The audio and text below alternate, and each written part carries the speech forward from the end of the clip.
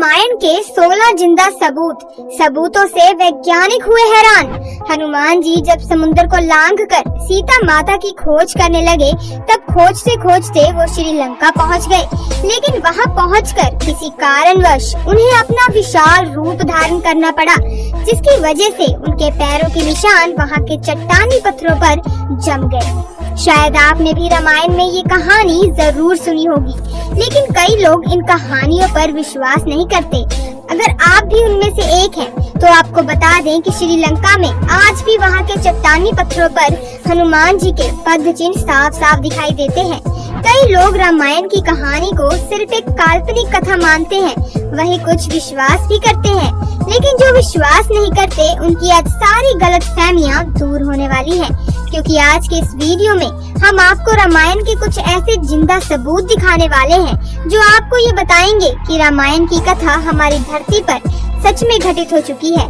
लेकिन वीडियो शुरू करने से पहले हमारे चैनल को सब्सक्राइब करना ना भूलिए। सबूत नंबर 1, रामायण के अनुसार जब सीता माता का हरण हुआ था, तब इसी बीच सीता माता की खोज में राम जी की मुलाकात हनुमान जी से हुई थी। इसके बाद हनुमान जी हर रोज एक स्थान पर श्री राम की प्रतीक्षा किया करते थे।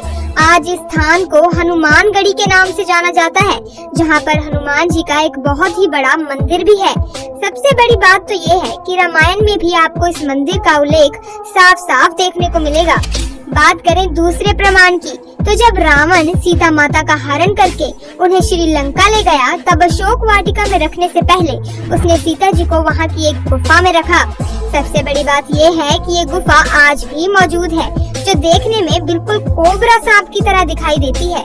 जब आप इस गुफा के अंदर जाएंगे, तब आपको वहाँ के ढेर सारी नक्शियाँ देखने को मिलेंगी, जो इस बात का प्रमाण देती है कि रामायण की कथा कोई काल्पनिक नहीं थी।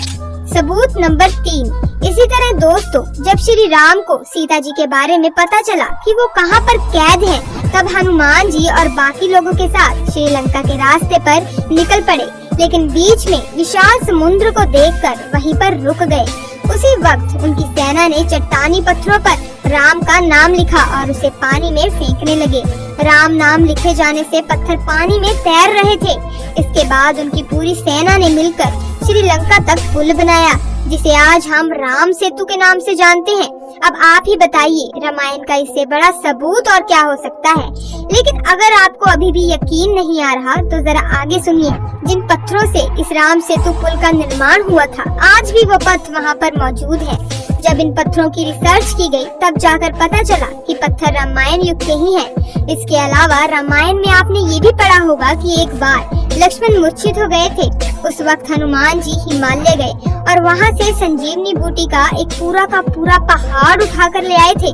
लेकिन कई लोग पूछते हैं कि जब हनुमान जी उस पहाड़ को उठाकर श्रीलंका तक ले गए, तो आखिर वो पहाड़ है कहाँ? चलिए आज आपको इसके भी दर्शन करा देते हैं। प्रमाण नंबर 4, जब आप श्रीलंका जाएंगे और रामायण के तथ्यों को ढूंढने की कोशिश करेंगे, तब आपको वहाँ पर एक बहुत ही विशाल पहाड़ देखने को मिलेगा, जिसे आज द्रोणागिरी पर्वत के नाम से जाना जाता है। दोस्तों, ये वही पहाड़ है जिसे हनुमान जी उठाकर श्रीलंका तक लेके आए थे।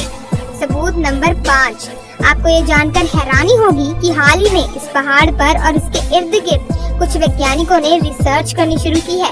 अपनी रिसर्च में उन्होंने पाया कि इस पहाड़ पर कुछ ऐसी जड़ी बूटियां हैं जो सिर्फ और सिर्फ हिमालय में ही पाई जाती हैं। हालांकि वैज्ञानिक भी इस रिसर्च को करने के बाद बहुत ज्यादा हैरान हुए थे। सबूत नंबर 6, इसी तरह जब रावण सीता माता को हरण करके ले जा रहा था, तब जटायु ने रावण को रोकने की कोशिश की थी, लेकिन वो अपनी इस कोशिश में सफल नहीं हो सके। रावण ने उन्हें मार गिराया, लेकिन जहाँ पर जटायु गिरे थे, आज उस जगह को लेपाक्षी मंदिर के नाम से जाना जाता है। यहाँ पर ऐसे कई सबूत हैं जो आपको ये बताएंगे कि जटायु का पार्थिव शरीर इसी जगह पर गिरा था।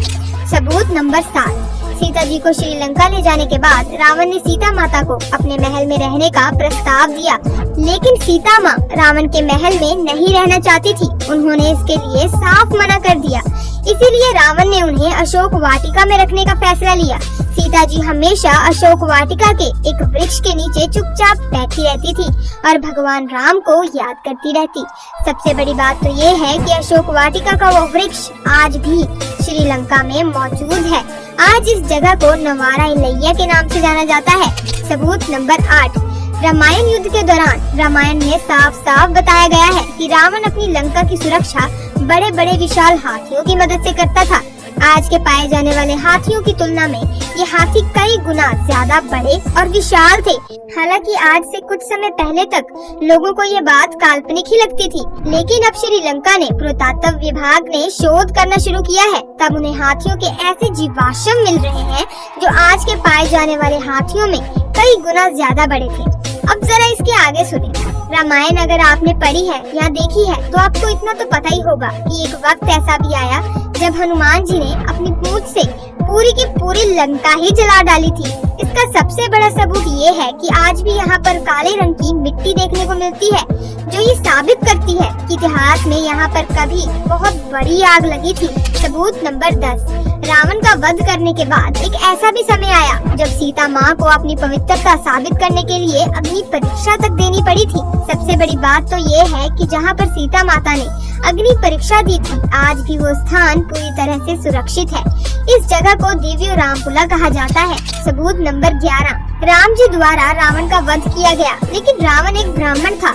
हिंदू मान्यताओं के अनुसार किसी भी ब्राह्मण की हत्या करना सबसे बड़ा पाप है। इसी पाप से छुटकारा पाने के लिए राम जी ने भगवान शिव की आराधना की। शिव जी प्रकट हुए और उन्होंने राम जी से कहा कि अगर आप इस पाप से छुटकारा पाना चाहते हैं तो तुम्हें 4 शिवलिंगों की पूजा करनी पड़ेगी। इसके बाद सीता माँ के द्वारा रेत का शिवलिंग बनाया गया। हनुमान जी हिमालय से 2 शिवलिंग ले आए थे।